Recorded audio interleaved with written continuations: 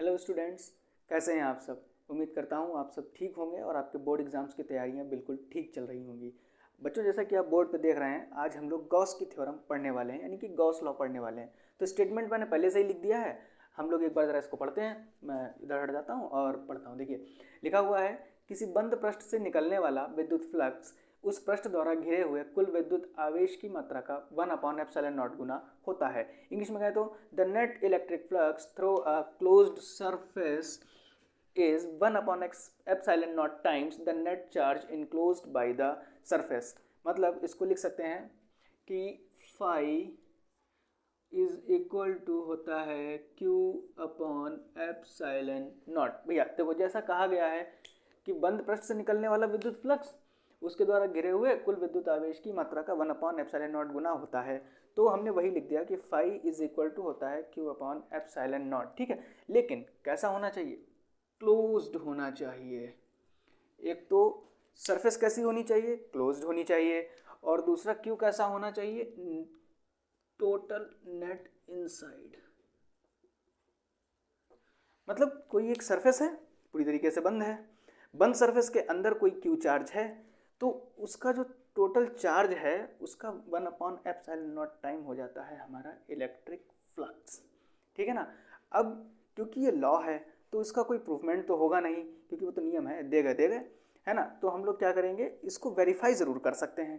कैसे? इसको मैं रेस करता हूँ और फिर आगे देखते हैं। एक बार आप लोग अगर नोट करना चाहें तो इसका स्क्रीनशॉट ले सकते हैं, और नहीं तो आप मेरे टेलीग्राम चैनल को ज्वाइन कर लीजिए, वहाँ आपको इसके PDF नोट्स प्रोवाइड करा दिए जाएंगे।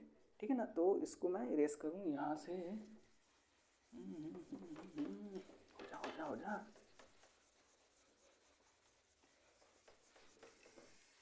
तो ऐसे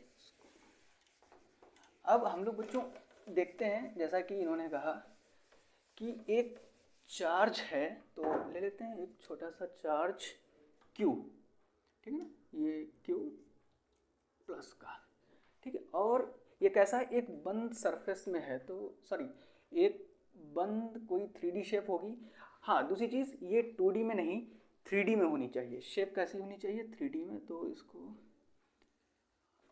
इसको ऐसे करके एक 3D शेप में बंद कर देते हैं। ठीक। अब हम लोग पहले से ही जानते हैं कि फाई इज इक्वल टू होता है E/dA cos थीटा। ठीक है ना। क्या जानते हैं हम लोग कि फाई इज इक्वल टू होता है E/dA cos थीटा। ये मैथमेटिकल ही है, हम लोग इसको प्रूव करते हैं। ठीक है, तो हम लोगों ने क्या किया, एक क्यू चार्ज लिया और जिसको एक पृष्ठ में बंद कर दिया, मतलब एक शेप में बंद करें, 3D शेप। कोई बॉल है, बॉल के बीचों बीच में क्यू हमारा आवेश रखा हुआ है। और अब हम लोग फाइंड करते हैं कि एक छोटा सा, इतना सा हम लोग एक सरफेस एरिया ले लेते हैं और यहाँ पर सबसे पहले फाइंड करते हैं कि फ्लक्स क्या होगा, है ना। तो आपको पता है कि जो सरफेस का एरिया वेक्टर होता है वो हमेशा कैसा होगा? इसके परपेंडिकुलर होगा।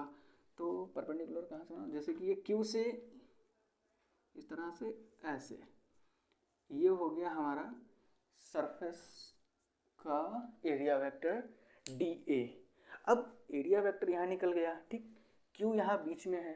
तो अब आप सोच रहे होंगे कि E कहाँ जाएगा, है ना। इलेक्ट्रिक फील्ड, वो भी तो ज़रूरी है, क्योंकि भाई phi is equal to E/dA, जहाँ पर E क्या शो कर रहा है? इलेक्ट्रिक फील्ड को। DA क्या है? हमारा एरिया वेक्टर है। और cos थीटा क्या है? E और DA के बीच में बना हुआ एंगल ही cos थीटा है। ठीक है ना। तो मान लेते हैं कि DA यहाँ चला गया और जो E आ रहा है ये भी इसी डायरेक्शन में आगे निकल गया, है ना। तो E और DA दोनों एक ही डायरेक्शन में हो गए ना, तो इसके बीच में बनने वाला जो थीटा एंगल होगा वो कितना हो जाएगा? 0 डिग्री। ठीक है, तो इसके लिए अगर हम लिखते हैं कि फाई इज इक्वल टू होता है E/dA cos थीटा। अब अगर इसके लिए हम फ्लक्स को लिखेंगे तो कैसा लिखेंगे? क्योंकि ये बहुत ही छोटा, देख लीजिए कितना छोटा है, तो हम लोग क्या करेंगे, इतने छोटे एरिया के लिए जब लिखेंगे तो लिखेंगे D phi is equal to, D phi is equal to क्या हो जाना चाहिए भैया? देख लो, पहले एक बार फिर से समझ लेते हैं, फिर हम लोग आगे देखते हैं कि क्या होने वाला है। ठीक है ना। Q आवेश है हमारा, इसको हमने एक पृष्ठ में रखा हुआ है। ठीक है, कोई स्फेयर है, गोला है, 3D में है, तो उसके अंदर रखा हुआ है, और यहाँ से इस छोटे से सरफेस का हम लोग इलेक्ट्रिक फ्लक्स फाइंड करेंगे। यहाँ से ये डी ए निकल गया, ये इसका एरिया वेक्टर हो गया, और इलेक्ट्रिक फील्ड भी इसी डायरेक्शन में है ई, तो डी और ई और डी ए के बीच में एंगल कितना बनेगा, 0 डिग्री। और क्योंकि बहुत ही छोटा एरिया है इसलिए हम लोग डी फाई भी छोटा सा ही होगा ना, तो डी फाई को हम लोग क्या लिख सकते हैं, ई डी ए, है ना। और कॉस थीटा क्या है, थीटा तो हमारा 0 है, तो जब थीटा हमारा 0 हो जाएगा तो हमारे पास क्या बचेगा, हमारे पास बचेगा ई डी ए, यही तो बचेगा ना। D phi is equal to हो जाएगा ई डॉट डी ए, क्या हो जाएगा, ई डॉट, क्योंकि कॉस 0 हटा ना तो यहाँ पे डॉट लग जाएगा, तो D phi is equal to हमारा ई डी ए हो गया। अब इसी तरीके से मान लो इसका लिए तो ये लिख दिया, अब हमने कह दिया कि ये एरिया भी ले लिया, तो इसके लिए अगर लिखेंगे तो क्या होगा, इसके लिए भी वही सेम हो जाएगा। क्यों सेम हो जाएगा, इसलिए क्योंकि जब यहाँ का भी एरिया वेक्टर ये है तो इधर भी तो एरिया वेक्टर डी ए ही होगा ना, क्योंकि ये एक स्फेयर है, तो स्फेयर की जो त्रिज्या है वो चारों तरफ एक ही जैसी तो होगी, वो थोड़ी ना चेंज होगी भैया। और यहीं पर ये ई भी आगे के लिए चला जाएगा इसी डायरेक्शन में, है ना। ये आर है इतना, इसकी त्रिज्या आर यहाँ पर भी तो होगी ना। मान लिया यहाँ पर अगर निकालते हैं तो यहाँ के लिए भी सेम रहेगा, है ना। यहाँ के लिए क्या होगा, डी ए यहाँ नीचे आ जाएगा और ई भी इसी डायरेक्शन में, है ना। इस तरीके से कहीं भी निकालें, यहाँ निकाल लें, यहाँ निकाल लें, या यहाँ पे निकाल लें, यहाँ पे निकाल लें, कहीं भी देखेंगे तो हम लोग क्या देखेंगे कि आर हमारा सेम है हर जगह पे, तो निकलने वाली इलेक्ट्रिक फील्ड भी इसी साइड में जाएगी, और डी ए भी हमेशा परपेंडिकुलर रहता है सरफेस के। तो इसके लिए अगर हम लिखते हैं तो लिखेंगे D phi is equal to E D A cos theta, sorry cos 0, theta की वैल्यू कितनी है, 0 है, तो यहाँ पर भी कितना हो जाएगा, ई डॉट डी ए। कहीं से भी निकालें, इसका निकालें, इसका निकालें, इसका इसका यहाँ यहाँ यहाँ कहीं का भी निकालेंगे, हर जगह से हमें क्या मिलेगा, D phi is equal to E D A cos 0 is equal to E dot D A. Cos 0 का वैल्यू 1, इसलिए ई डी ए मिलेगा। तो हम लोग क्या करेंगे, टोटल फाई निकाल लेते हैं। टोटल फाई कैसे निकालेंगे, इसका इंटीग्रल कर लेंगे, टोटल मिल जाएगा, छोटे छोटे छोटे छोटे सारे पार्ट एक जब एक में जोड़ देंगे तभी तुम्हारा टोटल फाई निकल करके आएगा। और फाई भी कैसे निकाल रहे हैं, किसकी निकाल रहे हैं, मतलब फ्लक्स निकाल रहे हैं एक क्लोज्ड सरफेस का, तो क्लोज्ड के लिए हम यहाँ लिख देते हैं CLOSED, क्लोज्ड। फाई कैसी है, क्लोज्ड सरफेस के लिए हम लोग निकाल रहे हैं, तो ये हो जाएगा इंटीग्रल ऑफ डी फाई, पहली चीज़। दूसरी चीज़, क्योंकि क्या है, क्लोज्ड है, इसलिए हम लोग यहाँ पे ये रिंग लगा देंगे। ये रिंग हमें शो कर रहा है कि हमारी जो डी फाई निकलेगी वो एक क्लोज्ड सरफेस के लिए निकलेगी, यानी कि फ्लक्स क्या है, एक क्लोज्ड ही है, सॉरी सरफेस फ्लक्स क्या है, एक क्लोज्ड शेप के लिए हम लोग निकालने की कोशिश कर रहे हैं। बच्चों देखो, इतना तुम्हारे अगर समझ में आ रहा हो तो हम लोग आगे इसको कंटिन्यू करते हैं, ठीक है। अब डी फाई की वैल्यू क्या है, ई डॉट डी ए, अभी हम लोगों ने देखी, क्या देखी कि फाई की वैल्यू, सॉरी डी फाई की वैल्यू क्या है, उल्टा बोल गया, sorry, I am sorry, very very sorry. D phi की वैल्यू है ई डॉट डी ए, ठीक है ना, ई डॉट डी ए। अब बच्चों एक चीज़ देखते हैं, क्यू से ये वाला सरफेस भी आर दूरी पर ही है, क्योंकि स्फेयर की त्रिज्या तो हर जगह एक ही जैसी होगी ना, गोले की त्रिज्या हर जगह एक ही जैसी होगी, तो इस पॉइंट क्यू से और ये वाला सरफेस आर दूरी पर, ये वाला भी आर दूरी पर, ये वाला भी आर दूरी पर, तो यहाँ यहाँ या कहीं पर भी अगर हम सरफेस में देखेंगे तो वहाँ पर हमारा क्या हो जाएगा, ये जो इलेक्ट्रिक फील्ड है वो भी तो एक जैसी ही रहेगी ना, वो थोड़ी ना चेंज हो जाएगी।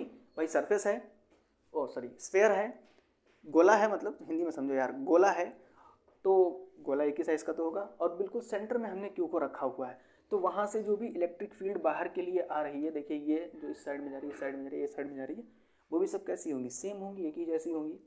तो हम लोग इसको निकाल लेते हैं बाहर ऐसे ई, और इसका करेंगे डिफरेंशिएशन, ठीक है ना, इतना समझ में आ गया, हाँ आ गया होगा, अब हम लोग आगे क्या करते हैं, डी ए लिखते हैं। तो डी ए आपको मालूम होगा, ओहो ठीक है ठीक है ठीक है। तो डी ए क्या हो जाएगा, जैसे कि अगर हम इसका देखें तो डी ए का इंटीग्रेशन कितना होगा, डी ए का इंटीग्रेशन हो जाएगा ए, ठीक है ना, क्योंकि इंटीग्रेशन कब करते हैं, छोटे छोटे पार्ट्स को जोड़ने को ही इंटीग्रेशन हम लोग कहते हैं, जानते हैं, सीधी सी बात है। तो यहाँ भी D A D A D A D A D A D A D A, जब सब जगह डी ए जोड़ेंगे तो क्या निकलेगा, हमें इस स्फीयर का टोटल वो मिल जाएगा ना, सरफेस एरिया। तो टोटल सरफेस एरिया क्या होगा, ए होगा। और इसको हम लोग क्या लिखते हैं, सरफेस एरिया का फॉर्मूला होता है 4πr², ये भी आपको पता है ना। सरफेस एरिया का फॉर्मूला क्या हो जाएगा, 4πr²। तो हम यहाँ पर लिखेंगे ई, और इंटीग्रल डी ए की जगह पर हम लोग लिख देंगे capital A, E dot A लिखेंगे। और यहाँ पर हम लोग ब्रैकेट में लिख लेंगे एक चीज़ कि हम जानते हैं ए इज इक्वल टू हो जाएगा 4πr², ठीक है ना, ऐसे लिख लेते हैं। अब क्या करते हैं, ई भी पता है, ई हमारा क्या है, कांस्टेंट है। यहाँ पर एक लाइन और लिखते हैं, पहले इसको फाई क्लोज्ड लिखते हैं। अब क्या करेंगे, यहाँ पर एक लाइन लिखेंगे, वेयर ई इज कांस्टेंट, ठीक है ना, वेयर ई इज कांस्टेंट। अब ई है क्या, इलेक्ट्रिक फील्ड है, और इलेक्ट्रिक फील्ड की वैल्यू क्या होती है, 1/, ई की वैल्यू होती है 1/4πε0 Q/r²। बच्चों यही तो हमने देखा था ना कि ई की वैल्यू क्या होती है, 1/4πε0 Q/r²। अब चलो थोड़ा सा रेस करते हैं, चलो कोई बात नहीं, यहाँ लिख लेते हैं। अब ई की वैल्यू हम लोग फाई क्लोज्ड में दोबारा से रखते हैं, ठीक है ना। फाई इज इक्वल टू हो जाएगा, नीचे ना लिखूँ, ऊपर लिखना,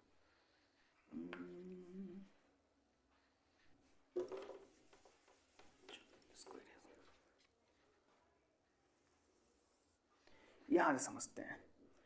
फाई क्लोज्ड हो जाएगा हमारा CLOS, आज कुछ जल्दबाजी ही लग रही है मुझे। फाई क्लोज्ड में ई की वैल्यू पहले पुट करते हैं, तो हो जाएगा 1/4πε0 Q/r²। भैया ये हो गया ठीक। और ए की वैल्यू अभी हमने आपको बताई थी, यहाँ पर लिखी हुई थी, मल्टीप्लाई में इसको साइन लगा करके लिख देंगे, तो यहाँ पर डॉट नहीं होगा, मल्टीप्लाई होगा, इसका हो जाएगा 4πr², ठीक है ना। अब देखते हो क्या से क्या करता है, 4π से 4π ये कैंसिल हो गया, r² से r² कैंसिल हो गया। तो अब हमारे पास क्या बचता है, हमारे पास बचता है phi closed is equal to Q/ε0, ठीक है ना। और ये जो Q है वो कैसा है, टोटल है ना, ये वाला Q।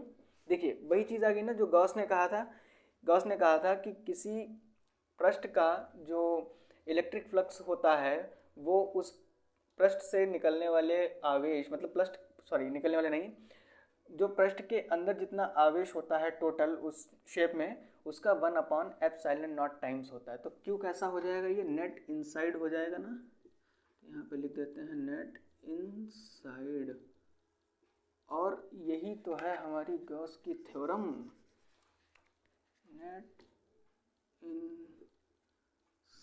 बच्चों पड़ोस में है शादी, उसके शोर की वजह से कुछ कंसंट्रेशन बन नहीं पा रहा है ना। चलिए कोई बात नहीं, शादियों का मौसम है, शादियां तो आती जाती रहेंगी, हम लोग इस पे फिलहाल ध्यान देंगे। Phi closed is equal to हो जाएगा Q/ε0, ठीक है ना, यही गॉस ने बताया था। और ये हो गया हमारा प्रूफ, प्रूफ नहीं हो गया, वेरीफाई हो गया, दिस इज गॉस लॉ। ठीक, यही हमारा गॉस का लॉ होता है कि phi closed is equal to Q/ε0। तो बच्चों आज हम लोगों ने गॉस लॉ को समझा, कैसा लगा वीडियो ये ज़रूर बताइएगा, मिलते हैं अगली वीडियो में।